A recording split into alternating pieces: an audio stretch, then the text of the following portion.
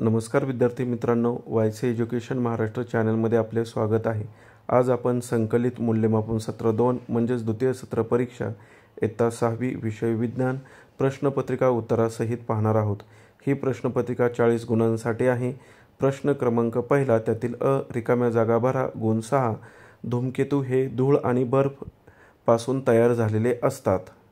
2. चुंबक हे दक्षिणोत्तर स्थिर राहतो। प्रकाशाचे नैसर्गिक उगमस्थान टिंबटिंब हे आहे तारा। 4. रिकामी जागा, ध्वनीचे प्रसारण टिंबटिंबमधून होत नाही, निर्वात पोकळीमधून होत नाही। घर्षण बल हे नेहमीच गतीच्या टिंबटिंब कार्य करते। विरोधात, धावपट्टीवरून धाव घेण्याच्या विमानाची गती टिंबटिंब असते, रेषीय गती असते। ब प्रश्न, व्याख्या लिहा, गुण 6। यामध्ये 4 व्याख्या आहेत। पहिली व्याख्या, लघुग्रह सूर्यमालेतील ग्रहांच्या निर्मितीच्या वेळेस ग्रह बनण्यास निष्फळ ठरलेल्या लहान लहान खडकांना लघुग्रह म्हणतात। दुसरी व्याख्या, ध्वनी स्रोत ज्या वस्तूंमुळे ध्वनी निर्माण होतात त्याला ध्वनी स्रोत असे म्हणतात। 3. यादृच्छिक गती। तिसरी व्याख्या पहा, ज्या गतीची दिशा व चाल सतत बदलत असते तिला यादृच्छिक गती असे म्हणतात। यानंतर चौथी व्याख्या पहा, वस्तूची गती। वस्तूचे ठराविक काळात एका ठिकाणावरून दुसऱ्या ठिकाणी होत असलेले विस्थापन म्हणजे वस्तूची गती होय। प्रश्न क्रमांक 2, त्यातील अ, प्रत्येकी एक उदाहरण देऊन तुमच्या शब्दात स्पष्ट करा, गुण 5। पहिली, रेषीय गती। उदाहरण लिहायचे आपल्याला। रेषीय गतीमध्ये रेल्वेगाडी, रस्त्यावरील मोटार गाडी, कोणतंही तुम्ही उदाहरण लिहू शकता। यानंतर स्नायुबल, शरीरातील हाडे, स्नायू। 3. नियतकालिक गती, घड्याळाचा मिनिट काटा। स्थितिक विद्युत बल,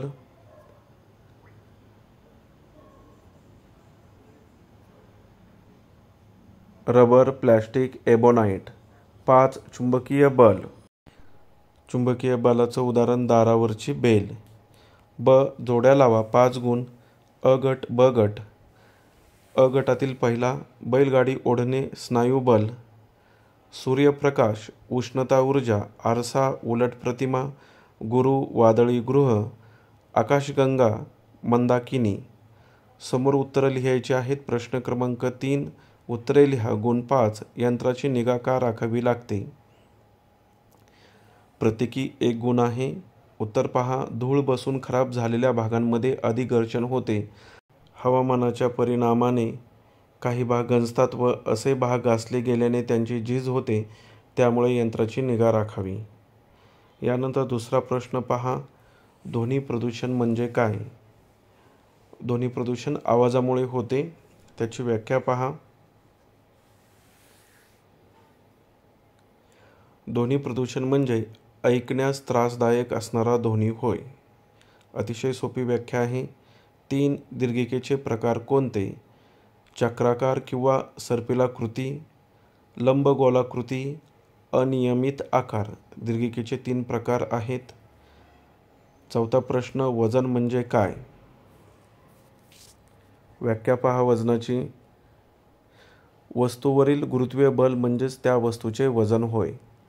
5वा प्रश्न, गतीचे प्रकार कोणते? रेषीय गती, आंदोलित गती, वर्तुळाकार गती, एकसमान रेषीय गती। क, विसंगत पद ओळखा, गुण 3।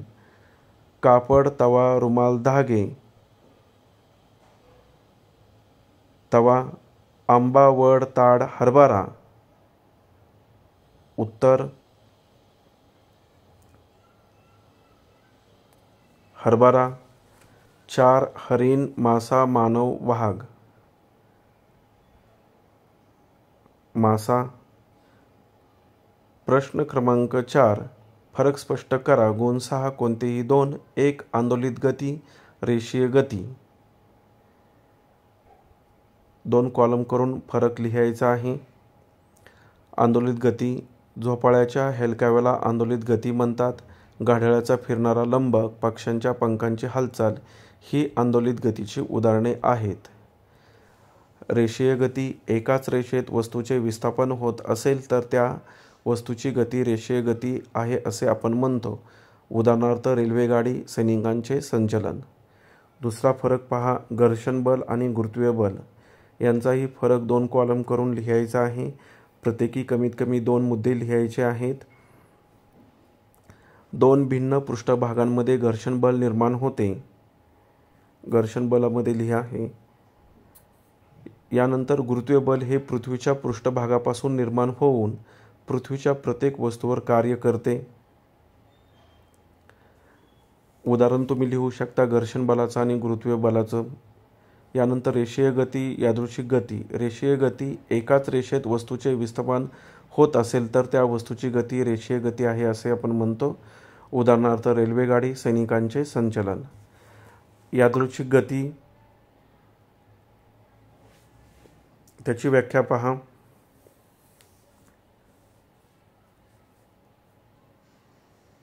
यादृच्छिक गतीतील वस्तूला निश्चित दिशा नसते. उदाहरणार्थ फुलपाखरू, रांगणारे बाळ, भटकी जनावरे.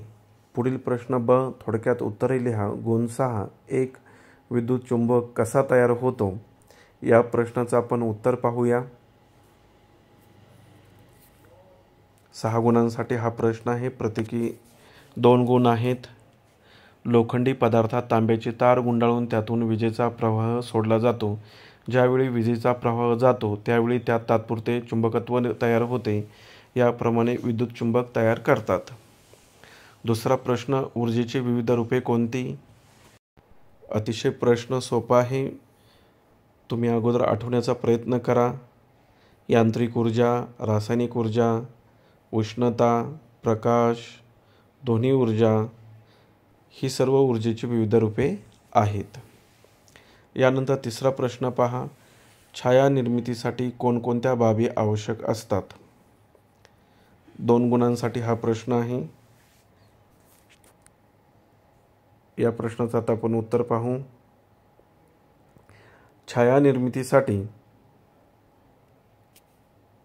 प्रकाशाचा स्रोत, अपारदर्शक वस्तू आणि सपाट पृष्ठभाग आवश्यक असतात.